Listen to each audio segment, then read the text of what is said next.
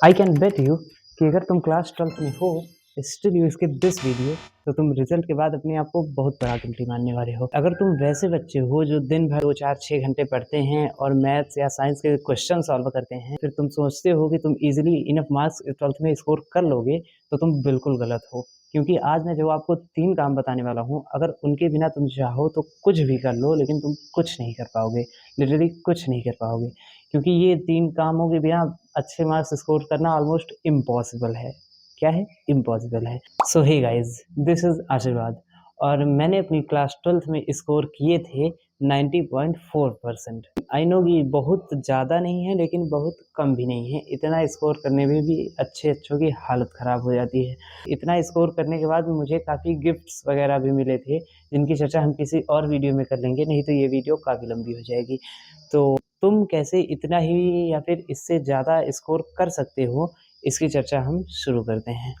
तो first point हमारा होने वाला है, at least walk to every food counter. अब नाम से तो आपको ये पॉइंट बिल्कुल नहीं समझ आया होगा, क्योंकि नाम तो मैंने इसका मतलब थोड़ा यूनिक अजीब सा दिया है, लेकिन इसको मैं आपको एक एग्जांपल के साथ एक्सप्लेन करूँगा, जिसके बाद आपको ये एकदम क्लियर हो जाएगा।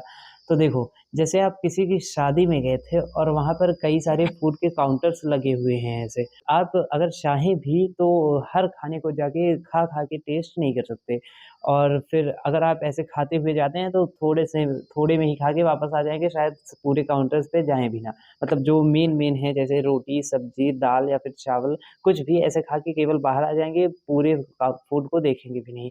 और फिर आगे अगर इसकी कभी चर्चा होगी तो कुछ ऐसे भी होंगे जिनको तो आपको पता भी नहीं होगा कि ये खाना वहाँ पे था भी या फिर नहीं।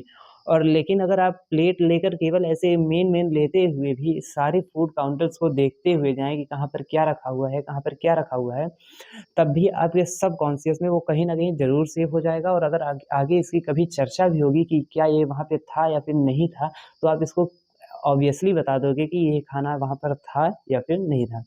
सो इन द सेम वे, अगर हम क्लास 12th के अपने सिलेबस पर वापस आएँ, तो अगर आप एक बार पूरे सिलेबस को गो थ्रू कर लेते हो, मतलब ध्यान से, ये नहीं कि बस ऐसे ऊपर-ऊपर से देख लिया, एक-एक पॉइंट को, एक-एक क्वेश्चन को अगर एक बार केवल गो थ्रू कर लेते हो, फिर उसके बाद चाहे रिवीजन भी ना करो, लेकिन एक बार गो थ्रू कर लेते हो, तो कहीं न कहीं आपके सबकॉन्शियस में ज़रूर सेव हो जाएगा। उसके बाद जैसे आप मोस्ट इम्पोर्टेंट पॉइंट्स या मोस्ट इम्पोर्टेंट टॉपिक्स वगैरह करने लगते हैं, तो इसलिए अगर आप एक बार पूरे सिलेबस को गो थ्रू कर लेते हो, तो उसके बाद अगर एग्ज़ाम में अगर कहीं छोटा क्वेश्चन भी उन टॉपिक से आया जिनको आपने मोस्ट इम्पोर्टेंट या वैसे नहीं पढ़ा था, तो भी आपके सबकॉन्शियस में इतना रहेगा कि अगर 5 नंबर का क्वेश्चन आया है, तो आप 3 या 4 नंबर का आंसर तो आराम से करके आओगे।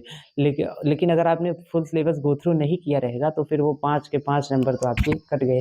तो इसलिए मैं एक बार आपको ज़रूर सजेस्ट करूँगा कि फुल सिलेबस एक बार ज़रूर कवर करिए। अब हमारा सेकंड पॉइंट होने वाला है, revise the face and voice. अब मुझे नहीं लगता कि हो सकता है आप में से सबके साथ ऐसा होता हो, लेकिन ये मेरे साथ होता है, तो मैं अपना एक्सपीरियंस आपको शेयर कर रहा हूँ। तो जैसे मैं किसी से मिला था कभी ये 3-4 साल पहले, और उसके बाद उनसे 3-4 साल नहीं मिला, तो फिर 3-4 साल, 2 साल ऐसे भी, तो उनका फेस या इमेज उनकी जो हमारे माइंड में रहती है, वो ऑटोमैटिकली ब्लर हो जाती है, मतलब हमको उनका फेस अच्छे से रिकॉल नहीं हो पाता। और वॉइस तो बिल्कुल भूल ही जाते हैं, उसकी तो खैर बात ही नहीं करते। वॉइस लगभग पूरी तरीके से भूल जाते हैं कि उनकी आवाज़ कैसे थी वगैरह-वगैरह। ऐसे भी लोग होते हैं जिनसे अगर हम हफ्ते में या फिर महीने में मिलते भी रहें या साल में भी मिलते रहें, तो फिर उनका फेस और इमेज दोनों चीज़ें हमारे माइंड को रिकॉल होती रहती हैं, और अगर उनका नाम भी आता है, तो उनकी इमेज हमारे माइंड में जनरेट हो जाती है। इसी तरह अगर हम 12th की बात करें, तो अगर आप किसी चीज़ को आज पढ़ते हैं और फिर उसको महीने या फिर 2-4 महीने पढ़ते ही नहीं हैं, तो ऐसे में आप उसको पूरी तरीके से भूल जाएँगे, और शायद एग्ज़ाम में भी आपको एग्ज़ाम के टाइम जब उसकी ज़रूरत रहे, तब भी आपको वो रिकॉल ना हो। तो इसलिए मैं तो यही कहूँगा कि आप सिलेबस के साथ रिवीज़न करते चलें। मतलब कि जैसे आपने आज कुछ पढ़ा, उसके बाद 3-4 दिन आपने कुछ और पढ़ा, तो फिर 3-4 दिन के बाद एक बार पीछे वाले के इम्पोर्टेंट पॉइंट्स या फिर बेसिक्स आप फिर से रिवाइज़ कर लीजिए। इसीलिए मैंने इसको कहा है कि revise the face and voice, मतलब कि मोस्ट इम्पोर्टेंट थिंग्स फेस और किसी की आवाज़, यही सबसे इम्पोर्टेंट चीज़ें होती हैं। तो केवल इम्पोर्टेंट चीज़ें उसकी रिवाइज़ करते रहिए। जैसे कोई बहुत बड़ा टॉपिक या फिर चैप्टर है तो उसके मेन पॉइंट्स, वो डेट्स वगैरह हो गई, ये सब उस पे किसी पोएट वगैरह के नेम्स हो गए, इन सब को आप रिवाइज़ करते हुए रहिए, जिससे एग्ज़ाम में आपको दिक्कत ना हो। अब थर्ड और मोस्ट इम्पोर्टेंट पॉइंट जो होने वाला है, that is first expression makes the impact. ये भी शायद आपको नाम से ना समझ आया हो, तो लेट मी एक्सप्लेन दिस। तो मैं ये कहना चाहता हूँ इससे कि जब आप किसी टॉपिक को फर्स्ट टाइम पढ़ते हैं और अगर फर्स्ट टाइम में ही वो आपको अच्छे से बिल्कुल बढ़िया तरीके से समझ में आ जाता है, तो उसमें आपका कॉन्फिडेंस यहाँ से यहाँ पहुँच जाता है। मतलब अगर आप फर्स्ट टाइम किसी चीज़ को पढ़ रहे हैं तो इतना कंसंट्रेशन से पढ़िए, इतना ध्यान से पढ़िए कि दूसरी बार का चांस ही ना रहे, आपको पहली बार में ही समझ आ जाए। मतलब उसके बाद रिवीज़न अलग की चीज़ है, लेकिन समझ पहली बार में आ जाए, कोई भी उसकी थ्योरी हो या फिर फैक्ट हो, वो फर्स्ट टाइम में समझ आ जाए। जिससे आपका कॉन्फिडेंस तो बढ़ेगा ही बढ़ेगा, लेकिन साथ में अगर उसमें आप कुछ रिलेट करके उसको समझ लेंगे अच्छे से, तो वो आप पूरी लाइफ़ नहीं भूलेंगे। अगर उसी को थोड़ा-थोड़ा फिर महीने में या फिर हफ्ते में रिवीज़न भी करते रहेंगे तो।